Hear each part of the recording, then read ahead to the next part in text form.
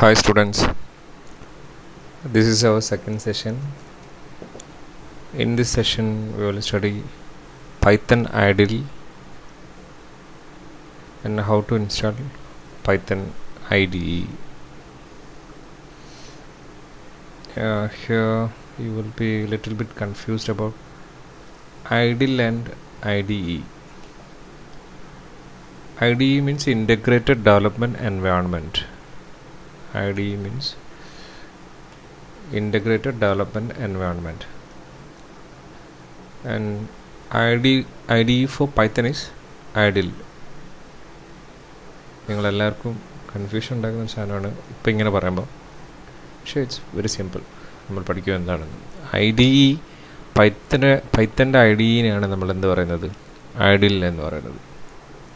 Okay, so next we can study what is IDE and what are the features of IDLE, that is the IDE for Python.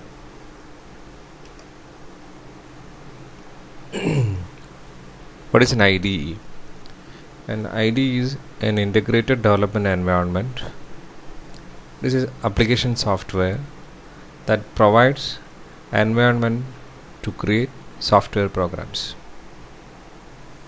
ഒരു software programme create ചെയ്യാനുള്ള എല്ലാ എൻവയോൺമെൻറ്റും ഒരുക്കി തരുന്ന സോഫ്റ്റ്വെയറിനെയാണ്, application സോഫ്റ്റ്വെയറിനെയാണ് നമ്മൾ എന്ത് പറയുന്നത്, IDE എന്ന് പറയുന്നത്.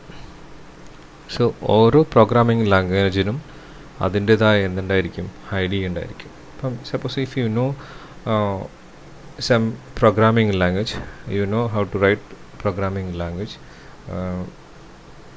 Four simplifying a particular task, എങ്ങനെ നമ്മൾ ആ ടാസ്ക് പെർഫോം ചെയ്യും, അല്ലെങ്കിൽ എങ്ങനെ ആ ടാസ്ക് പെർഫോം ചെയ്യാനുള്ള പ്രോഗ്രാം നമ്മൾ ഡെവലപ്പ് ചെയ്യും, ആ ഡെവലപ്പ് ചെയ്യാനുള്ള എൻവയോൺമെൻറ്റ് ക്രിയേറ്റ് ചെയ്ത് തരുന്ന ഒരു സോഫ്റ്റ്വെയറിനെയാണ് നമ്മൾ എന്ത് പറയുന്നത്, IDE, integrated development environment.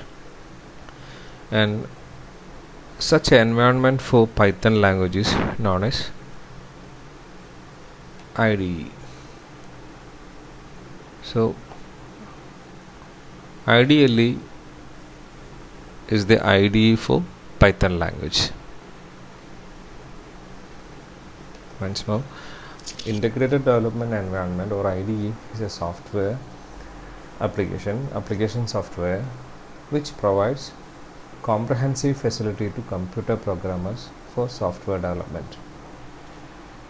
So using this IDE we can develop a particular program.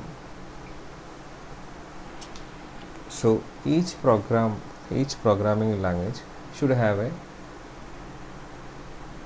IDE.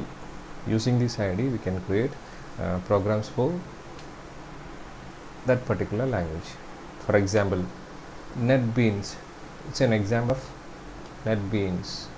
It's an example of IDE. NetBeans is used for developing Java programs. NetBeans is an application software. Using this NetBeans we can develop Java programs. Eclipse, it's another IDE. Here also we can develop Java programs. TurboC is an example of IDE. Using this IDE we can create C programs and execute C programs, debug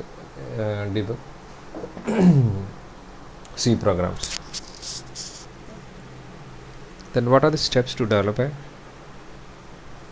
high level language? Already we discussed that machine should know only machine language. We cannot directly execute this high level language using a computer. So this high level language is first translated into or converted into machine language. To convert this language, first we edit or we create a program. That program is known as source program using an editor. We know that editor is a software which is used to create a program or develop a program, modify a program, save a program, delete a program, everything we can perform. So first we use an editor and create a program, source program. Next we use a compiler. It's also a system program. Using this program we compile the source program, or we convert the source program to object code, and from this object code we can develop executable program or machine language. So these are the steps to develop high level language, or convert a high level language into machine code. Sometimes നമ്മൾ ഈ കമ്പൈലറിന് പകരം interpreter use ചെയ്യും. ഏതിനകത്ത് നമ്മളിപ്പം പൈത്തൻ്റെ കേസിലാണെന്നുണ്ടെങ്കിൽ ഈ കമ്പൈലറിന് പകരം നമ്മൾ use ചെയ്യുന്നത് interpreter ആയിരിക്കും. ഇൻ്റർപ്രിറ്റർ എന്ന് പറഞ്ഞാൽ ഡയറക്റ്റായിട്ട് എന്ത് ചെയ്യും, ഈ ലിങ്കിങ് സ്റ്റേജ് ഒന്നും ഉണ്ടാവില്ല. ഡയറക്റ്റായിട്ട് നമുക്ക് എന്ത് ചെയ്യാൻ പറ്റും, ഈ ഓരോ ഓരോ ഇൻസ്ട്രക്ഷൻസിനെയും ഡയറക്റ്റായിട്ട് എക്സിക്യൂട്ടീവ് ലാംഗ്വേജിലേക്ക് എന്ത് ചെയ്യും, കൺവേർട്ട് ചെയ്യും. ഓക്കെ, എനിവേ ഇത് ജസ്റ്റ് ഒന്ന് ഒരു ഐഡിയ കിട്ടാൻ വേണ്ടി പറഞ്ഞതാണ്. ഇപ്പോൾ ഹൈ ലെവൽ ലാംഗ്വേജിന് ഡയറക്റ്റായിട്ട് നമുക്ക് എന്ത് ചെയ്യാൻ പറ്റില്ല, മെഷീൻ കോഡിലേക്ക് കൺവേർട്ട് ചെയ്യാൻ പറ്റില്ല. ഫസ്റ്റ് നമ്മൾ എന്ത് ചെയ്യണം, സോഴ്സ് പ്രോഗ്രാം ഒരു പ്രോഗ്രാം ക്രിയേറ്റ് ചെയ്യണം. ക്രിയേറ്റ് ചെയ്തതിൻ്റെ പ്രോഗ്രാമിനെ കമ്പൈൽ ചെയ്യണം, ലിങ്ക് ചെയ്യണം, ദെൻ ഹൈ ലെവൽ ലാംഗ്വേജിലേക്ക് കൺവേർട്ട് ചെയ്യണം. ലിങ്ക് ചെയ്ത് കഴിഞ്ഞാൽ കിട്ടുന്നത് നമുക്ക് എക്സിക്യൂട്ട് ചെയ്യാൻ പറ്റുന്ന ഡയറക്റ്റ് കോഡാണ്. സപ്പോസ് ഇങ്ങനെ എക്സിക്യൂട്ട് ചെയ്ത് കഴിഞ്ഞാലും നമുക്ക് എന്തുണ്ടാകാം, അല്ലെങ്കിൽ കമ്പൈൽ ചെയ്യുന്ന സമയത്തും നമുക്ക് എന്തുണ്ടാകാം, എറർ ഉണ്ടാകാം. എറർ ഫ്രീ ആയിട്ടുള്ള പ്രോഗ്രാം മാത്രമേ നമുക്ക് ലിങ്ക് ചെയ്യാൻ പറ്റുള്ളൂ, മെഷീൻ കോഡിലേക്ക് കൺവേർട്ട് ചെയ്യാൻ പറ്റുള്ളൂ. വൺസ് നമ്മൾ മെഷീൻ കോഡിലേക്ക് കൺവേർട്ട് ചെയ്ത് കഴിഞ്ഞാലും, എക്സിക്യൂട്ട് ചെയ്യാൻ പറ്റുന്ന ഫോമിലേക്ക് കൺവേർട്ട് ചെയ്ത് കഴിഞ്ഞാലും program may contain errors, logical errors. ആ എറേഴ്സിനെ നമുക്ക് എന്ത് ചെയ്യണം, മോഡിഫൈ ചെയ്യാൻ പറ്റണം, കറക്റ്റ് ചെയ്യാൻ പറ്റണം. അങ്ങനെ കറക്റ്റ് ചെയ്യുന്ന സോഫ്റ്റ്വെയറിനാണ് നമ്മൾ പറയുക ഡീബഗർ എന്ന് പറയും.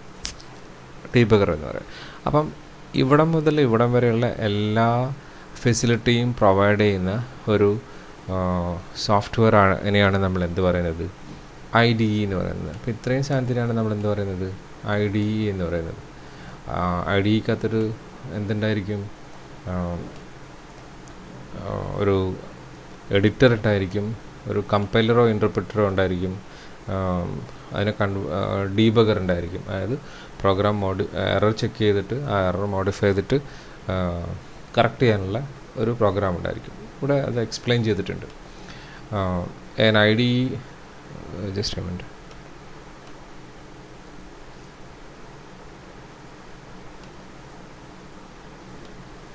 An IDE normally consists of at least a source code editor, build automation tools and debugger. ഇത്രയും സാധനങ്ങൾ അടങ്ങിയതായിരിക്കും, മിനിമം ഇത്രയും കമ്പോണൻസ് ഉള്ളതിനെയാണ് നമ്മൾ എന്ത് പറയുക, ഒരു IDE എന്ന് പറയാം. അപ്പം IDE എന്ന് പറഞ്ഞാൽ ഒരു ഇൻറ്റഗ്രേറ്റഡ് ഡെവലപ്മെൻറ്റ് എൻവയോൺമെൻ്റ് ആണ്. ആ എൻവയോൺമെൻറ്റ് എന്ന് പറഞ്ഞാൽ ആക്ച്വലി ഒരു സിസ്റ്റം സോഫ്റ്റ്വെയർ ആണ്, അപ്ലിക്കേഷൻ സോഫ്റ്റ്വെയർ ആണ്. ആ സിസ്റ്റം സോഫ്റ്റ്വെയറിൽ ആപ്ലിക്കേഷൻ സോഫ്റ്റ്വെയർ ആണ്. ചെറിയ ഡിഫറൻസ് ഉണ്ട് സിസ്റ്റം സോഫ്റ്റ്വെയറും ആപ്ലിക്കേഷൻ സോഫ്റ്റ്വെയറും തമ്മിൽ. ഈ ആപ്ലിക്കേഷൻ സോഫ്റ്റ്വെയറിനകത്ത് എന്തൊക്കെ ഫെസിലിറ്റി പ്രൊവൈഡ് ചെയ്തിട്ടുണ്ടാകും, പ്രോഗ്രാം എഡിറ്റ് ചെയ്യാനുള്ള ഫെസിലിറ്റി ഉണ്ടായിരിക്കും, അതിനെ മോഡിഫൈ ചെയ്യാനുള്ള ഫെസിലിറ്റി ഉണ്ടായിരിക്കും, സേവ് ചെയ്യാനുള്ള ഫെസിലിറ്റി ഉണ്ടായിരിക്കും, ഡിലീറ്റ് ചെയ്യാനുള്ള അങ്ങനത്തെ എല്ലാ സാധനങ്ങളും. നമ്മൾ വേർഡ് എന്ന് പറഞ്ഞ എഡിറ്റർ കണ്ടിട്ടില്ലേ നിങ്ങൾ, ആ എഡിറ്ററിനകത്തുള്ള എല്ലാ ഫെസിലിറ്റിയും ഇതിനകത്തും അവൈലബിൾ ആയിരിക്കും. ഈ എഡിറ്ററിനകത്ത് അവൈലബിൾ ആയിരിക്കും, ഒരുവിധം എല്ലാ ഫെസിലിറ്റിയും അവൈലബിൾ ആയിരിക്കും. അങ്ങനെ എഡിറ്റ് ചെയ്ത ഒരു സോഴ്സ് പ്രോഗ്രാമിനെ നമുക്ക് എന്തിലേക്ക് കൺവേർട്ട് ചെയ്യണം, നമുക്ക് ബിൽഡ് ഓട്ടോമേഷൻ ടൂൾ എന്ന് പറഞ്ഞ ടൂളുണ്ട്. അതായത് എക്സിക്യൂട്ടബിൾ ഫോമിലേക്ക് കൺവേർട്ട് ചെയ്യാനുള്ള ഒരു ടൂൾ ഉണ്ടായിരിക്കണം. ഇത് using a compiler or an interpreter use ചെയ്തിട്ടോ കമ്പൈലർ യൂസ് ചെയ്തിട്ടോ എന്തെങ്കിലേക്ക് കൺവേർട്ട് ചെയ്യാൻ പറ്റണം, എക്സിക്യൂട്ടബിൾ ഫോമിലേക്ക് അതിനെ കൺവേർട്ട് ചെയ്യാൻ പറ്റണം. വൺസ് കൺവേർട്ട് ചെയ്ത് കഴിഞ്ഞാൽ നമ്മൾ ഫൈനൽ സ്റ്റേജ് ആയിട്ടില്ല. കൺവേർട്ട് ചെയ്ത് കഴിഞ്ഞാൽ നമുക്ക് എക്സിക്യൂട്ടബിൾ ഫോമിലേക്ക് മാറ്റാൻ പറ്റും. പക്ഷെ അത് എന്തായിരിക്കണമെന്നില്ല, അത് എറർ ഫ്രീ ആയിരിക്കണമെന്നില്ല.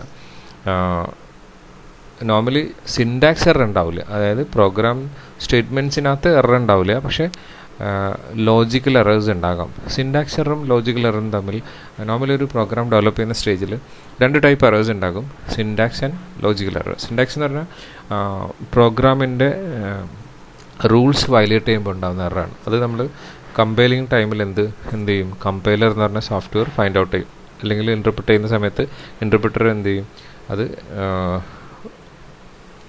സ്പെസിഫിക് ആയിട്ട് നമുക്ക് കാണിച്ചു തരും ഇതൊക്കെയാണ് എറർ എന്നുള്ളത്. അപ്പോൾ സിൻടാക്സ് എറർ ഫ്രീ ആയിട്ടുള്ള സാധനം മാത്രമേ നമുക്ക് എന്ത് ചെയ്യാൻ പറ്റുള്ളൂ, എക്സിക്യൂട്ട് ചെയ്യാൻ പറ്റുള്ളൂ. എക്സിക്യൂട്ട് ചെയ്ത് കഴിഞ്ഞാലും വേറൊരു ടൈപ്പ് എറർ നമ്മുടെ പ്രോഗ്രാമിനകത്ത് ഉണ്ടാകാം. അതാണ് ആക്ച്വലി എന്ത് ലോജിക്കൽ എറർ എന്ന് പറഞ്ഞാൽ. ലോജിക്കൽ എറർ എന്ന് പറഞ്ഞാൽ ആക്ച്വലി ഒരു എക്സാമ്പിൾ പറയുകയാണെങ്കിൽ, ഇപ്പോൾ നമ്മൾ 2 നമ്പേഴ്സ് ആഡ് ചെയ്യുന്നൊരു പ്രോഗ്രാം എഴുതി എന്ന് വിചാരിക്കാം. അപ്പോൾ നമ്മൾ y = a + b എന്നെഴുതുന്നതിന് പകരം y = a - b എന്നാണ് എഴുതിപ്പോയത്. അറിയാതെ നമ്മൾ അശ്രദ്ധ കാരണം നമ്മൾ അങ്ങനെ എഴുതിപ്പോയി.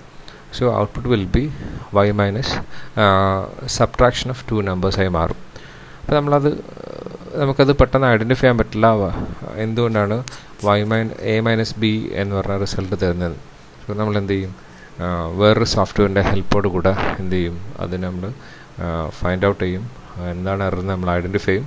അപ്പോൾ നമുക്ക് മനസ്സിലാവും എന്താണ്, പ്ലസ് സൈൻ മാറി മൈനസ് സൈൻ ഇട്ട് പോയി. സോ ഔട്ട്പുട്ട് എന്തായി മാറി, a - b ആയിട്ട് മാറി, സബ്ട്രാക്ഷനായി മാറി. So it's a logical error. ഇപ്പോൾ ലോജിക് കൊണ്ടുണ്ടാവുന്ന എറേഴ്സിനെയാണ്, പ്രോഗ്രാമിനകത്തുള്ള ലോജിക് കൊണ്ടുണ്ടാവുന്ന എറേഴ്സിനെയാണ് നമ്മൾ എന്താ പറയുക, ലോജിക്കൽ എറർ. അപ്പം ഈ എറർ ഫ്രീ, ലോജിക്കൽ എറർ ആണെങ്കിലും സിൻടാക്സ് എറർ ആണെങ്കിലും എറർ ഫ്രീ ആയിട്ടുള്ള കൺവേർട്ട് ചെയ്യുന്നതിനാണ്, എറർ ഫ്രീ ആക്കി മാറ്റുന്ന പ്രോസസ്സിനെയാണ് നമ്മൾ എന്താ പറയുന്നത്, ഡീബഗിങ് എന്ന്. ബഗ് ഡീബഗ് ചെയ്യുക, ബഗ് ഫൈൻഡ് ഔട്ട് ചെയ്യുക, find out the bug in a program, that is debugging.